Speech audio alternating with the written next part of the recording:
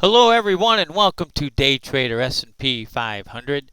Today is Sunday, September 5th, 2021. We have a 3-day holiday weekend. No trading tomorrow on Monday. This is Dale Woodson, editor of Woodson Wave Report. You can see our subscription service there. We have a guess the closing price of the S&P every month, and you can see the subscriptions we offer there, and the winner gets a free everything from Woodson Wave Report. Also want to let you guys know about our awards and disclaimer there. You can read through all that there at your leisure. And we want to get into, well, before we do that, let's again thank everyone for hitting that subscribe button, the alert bell so you don't miss an issue, and the like button, which is similar to but smaller than this. Thank you guys. We appreciate all the support for the channel. Getting right into it, we're going to look at a top-down approach to the S&P today. We're going to look at price, we're going to look at structure, and we're going to look at time. Also, we're going to look at the Tesla Gold and the US 10-year. Okay, we're looking first at a weekly log chart. There is the March 23rd, 2020 low, and we're looking at close to it, well, at least 3 different degrees of trend for a fifth coming up now or any time now. You can see we've got a minor wave 1, 2, 3, 4, and 5 up there. I want to show you guys, I know that's a mess there, but we'll get into a smaller structure after that. But if we do a Fibonacci extension from 1, and we originally had it earlier, but obviously that was inaccurate, so we got to go with what's working. And we see, I think I had that, if I got that accurately, it was right around 5,100. Okay, and we're talking about price. We have shorter and shorter or lower and lower price projections as we go from weekly all the way down to 10-minute. Okay, so that is the weekly chart. It's right around 5,100. I'll just go with these picks as we get to them. Here is that weekly bar chart from the March 23rd, 2020 pandemic low. You can see minor wave 1 and 2, 3 and 4, 5 equals 1 on a weekly chart at 5,100, and we are at 45.45. Does 5 have to equal 1? No, and that's where we're going to get into structure. 5 has to be higher than 3, which it is, and it has to support a 5-wave structure, which it has. Okay, so don't get too carried on with the price, but I want to give the different price projection targets on different time frames. And on this time frame, that's where 5 equals 1. But as far as structure is concerned, we can count it as complete, and we'll get into time a little bit later. Okay, there is that weekly bar.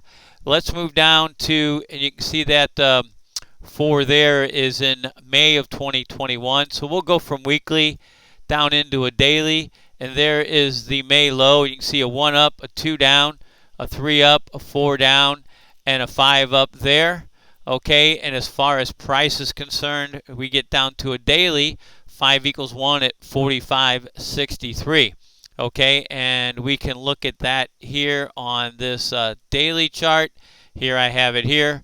Wave 3 gained a Fibonacci 2.618 multiple of 1 right here. Okay, and we had a nice 4 pullback, which stayed above the wave 1 high.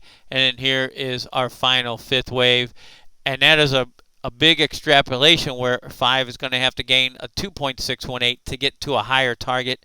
And on this daily, the next Fibonacci multiple is 2.618 at 45.63.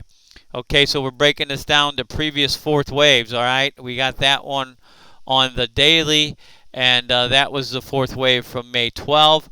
We move on to the July 19th low.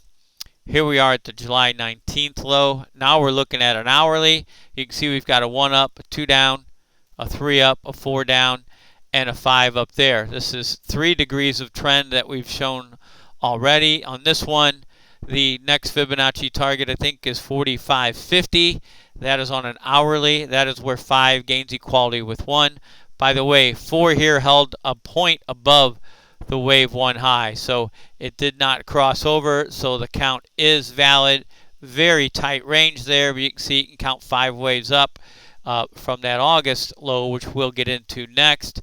But let me continue with from the, that's the August low there, from the July low, I'm sorry. Okay, you can see the 1, 2, 3, 4, 5, and there's where we have a 45 high so far. Okay, continuing on with structure, we'll go to that, there's a 10-minute from the August low. I think I missed that previous one from the July low. Let me see, is that it? That's the May one. Let me get to the July one, which I think I skipped over. Okay, that's okay. You guys get the picture there, okay? And there's from the July low where that 4 barely stays above 1. And we want to get into the next one, which is the August. Here you can see a 1 up, a 2 down, a 3 up, a 4 down. And on this one, the next Fibonacci multiple for wave 5, it would be a 1.618. It's at 45.48. Okay, and the actual high is 45.45. So as you can see, as we come down in time, we're getting closer and closer to the actual 45.45. Structurally, we can count 5 waves at every degree of trend. Okay, so we can go there, and we are looking at a 10-minute, I'm sorry, yeah, that was as far as we wanted to go, was the 10-minute there. You can see 5 waves to the upside.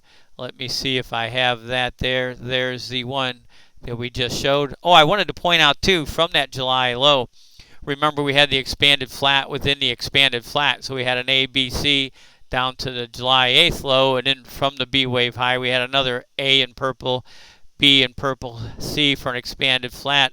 That was a very key moment there, and that's why we were short against this 719 low.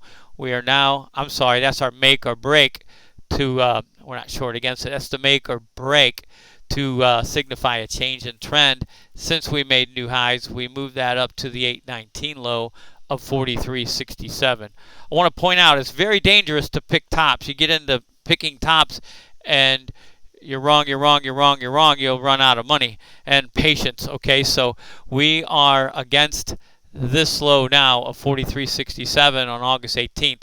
We would need to see a break of that low because this wave down cannot retrace more than 100% of that if it is a correction. If it's not, it will, and that's why our make or break is here. Okay, so that's the hourly bar from the 719 low. I don't know if I have one any tighter than that. We have, oh yeah, here I wanted to show you from the 819 low, and there is that make or break right there. I want to emphasize that. There are no less than 6 open gaps from that 819 low to the September 2nd high. You can see it's almost every day. Okay, these will be filled. All of them will be filled eventually, sooner or later. Whenever this thing tops, it'll come down. But if the market is only going to correct this most recent 5-wave advance from the August 19 low, you can see our targets there are 44.77, 44.56, and 44.35. All right, those will be if this only corrects from that 819 low, that 5-wave advance. I think that's pretty much what I have on the S&P. Yeah, we don't want to go there or there. So we'll get into Tesla now. Okay, well, no, let's get into time. Let's get into time here. Okay, I think I have a spiral up here.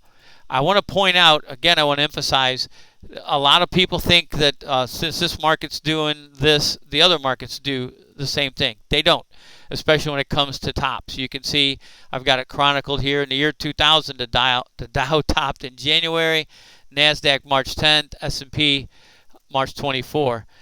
2007, the Dow topped early again. I have these not in time order, but in Dow, then NASDAQ, then S&P. The S&P topped on October 9, and the NASDAQ October 31. The same in the year 2020, right before the E wave of the expanding triangle into the March low. You can see again the Dow topped first, and then the NASDAQ and S&P topped over a month later. Okay, and for now the Dow has topped before the S&P and the NASDAQ. Here is our Fibonacci time spiral. I want to point out a couple things on here. All right, this one from the 7.6 high, again, that's that expanded flat that we saw with the purple drawing on there. Okay, there was no slippage on any of these till we got to the 8-9 turn date, and it had a slippage of 5 trading days. Now we're at the 8:30, and to date, the high is plus 3 days on September 2nd. Not coincidentally, 5 trading days, if the slippages will continue, would be the next trading day, Tuesday, the 7th of September. So we'll keep an eye on that if this thing is to top, and then the next turn date in that sequence is October 3rd. Okay, the most important thing in here is this one I started from the March low. Again, I'll repeat, especially for you new subscribers, I've been doing time spirals since 1999, and the one I did then caught most of the tops for 7 years into 2006. This one here, for some reason, I decided to start on a low. Before, I'd started on a high, looking for a 55-day target later to mark a low.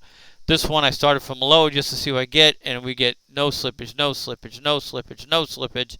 And then on this turn date, we got 1 minute of slippage because on the 29th of April, the opening tick was higher and it spent the rest of the day moving down.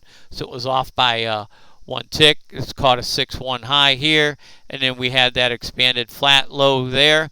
And the next turn date as a sequence is October 23rd, which is a Saturday. You can see my notes here. That makes it target either Friday the 22nd or Monday the 25th. And this time spiral from the March 4 low has a virtual 100% accuracy. It's off by a minute through this July 26 high. So we would expect that weekend in October to mark a turn date.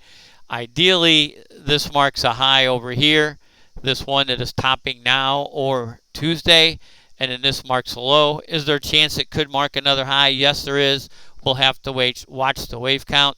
That's why we have our make or breaks. That's why we're waiting for a break of the 8-19, the August 19 low, for confirmation of a change in trend. Okay, that's it for the S&P. I want to get back one more quick right there. This is the most important one here. The 10-minute bar, there's the 819 low. There's 5 waves up. That's the most recent and smallest degree of trend, 5-wave advance. And this is what we're looking for. There is the confirmation. Unless or until that happens, the market can go higher. Okay, now we'll get to Tesla. Tesla here is a daily chart. There's the all-time high at 900. There's the A-wave low, 5 down, 3 up. This could be counted several different ways. This could be counted as 3 up and another 5 down and the end of the decline right here. This low here on, let me get on it here, it is on May 19th at 546. That is key for another C wave down of intermediate degree. We can count this another, and that would be the end, and this would be up to new highs. So this low needs to be broken for the bears. Conversely, this high here, the A wave high at 780, needs to be broken for the bulls, and it's close to it now. Okay, but we moved that B wave up out because we had new highs here, and you can see that's the C and the B, and we could count 5 up here, so we have to watch this. Okay, again, the make or break is this A wave high. This could put in a double top right there at the 780. Conversely, the bears need to see a move below that May 19 high. Okay, I think I have that a little more broken out. No, I don't. Okay, let me get to the Tesla chart. Here we go. Okay, there's the all-time high, 5 waves down for A. We have an A up, a B down, and a C up. Okay, by the way, I didn't show that on the chart. The 618 retracement of this entire A wave decline is 741. The high on 9-1 is 741, which should be the high of wave B. There's an alternate count, a little more complex, WXY, basically a triple three, if you will, correction. It doesn't really matter what you call it. It says the same thing, that the B wave high is here and wave C down is approaching, and C from this high at 741 equals A at 381. So we got our make or breaks right here. To the upside is the 780 high right here. To the downside is 536. I know that's a huge swing, but what you're looking at is a break of 780 means most likely a break of 900. A break of 536 means 381. So there's a difference of 600, over 600 points. So if it breaks 900, it's not going to go to 901. So we'll have to watch this. There's that what appears to be 5 waves up. Could be the end of that move, that complex correction, or it could be the start of something new. We'll have to watch that really closely, but that's our count on Tesla right there. Okay, we want to look at gold. Okay, and let's see here. Let's get rid of that. Okay, let's get rid of that. There we go. There is the August all-time high on gold. We've said all along this correction is an A, B, C. It looks corrective and not impulsive. This is 5 waves up. That's impulsive. That's a red 1, as you can see down there. Here is 2. As you guys know, 2 cannot retrace more than 100% of 1. So the beginning of 1 is down here at 1678, and the low of 2 is at 1681. So it survived by 3 points, kept the count alive, and as you can see, we're getting a 1, 2, 3, 4, 5 up here. Okay, so it honored our wave count, made it valid, and then it has turned significantly upward from that low. A break of this low here would have negated the count. Instead, we have confirmation. I believe we have a gold chart here to show you guys. There it is. Okay, there's that 1678 low in March, and there is the 1681. That's 3 points higher. Even though it looks lower, it's right there. It's higher. Okay, we've got 5 waves up. We've got an ABC down, and here is 1, 2, 3, 4, 5 up. 5 gains equality with 1 at 1848. And on the bigger scheme, this 1 up here from 331 to 81. All right, then there's 2. So this 3 at this level is equal to 1 at 1920, which is basically a double top because the previous one was 1916. That makes sense since this corrected basically 99%. And then a 1.618 multiple gives us a target on gold at 2068. Once this 5 waves is up, we'll get a 3-wave correction down. So gold did good. We appreciate gold validating our wave count. US 10-year, we're looking at a daily chart. Just to review, this March 2020 pandemic low was the end of a 39-year bear market in interest rates, and the trend reversed there. You can see a 1 up, a 2 down, 3 has subdivided into a 1, 2, 3, and here is 4. As you know, 4 cannot go lower than 1. So that wave 1 high there is 0.986 interest rate, and this is 989 for a Fibonacci 618. So this could go lower. However, it looks like it's moving higher. You can see we've got 5 waves marked there and a double bottom right at the 50% retracement. Know that interest rates longer term are going up, even though they've gone down from March until August. That is a corrective move. That appears complete or nearly so. Allow for it to go further down. But this here move looks like it's impulsive. Let me break that down and maybe get into an hourly on that. Get a little better picture on the US 10-year. Pardon me while I make this more viewable for all of us to see. Okay, there's 4. You can see here we got 5 ways up. 1, 2, 3, 4, 5. We've got a correction down right to the 618. This is perfect. So that would be a 1, that would be a 2, and we're starting on up again. Let's do a little Fibonacci extension to get an idea of where this should go. We'll put it on there, and 3 equals 1 at 1.466%. and a 1.618 at 1.619. Interest rates are moving up unless and until this high up here is broken, which is right at 1.375. We have to allow for a double touch down here at the 618, an A down, a B up, and a C down. I'll put that in there for you guys. It's not required, but it's possible. The correction could be over right here, or that could be A, that could be B, and then you get another C down here. But remember, the longer term trend is up in interest rates, down in bond prices. So let's take a quick look here at the S&P review. This is what we're looking at, 9.2 to 9.6. Let me get that up here for a turn date. And then this is what we're looking at here as far as time is concerned. Okay, so that's it for price and structure and time, a top-down look. And until next time, take care, everyone.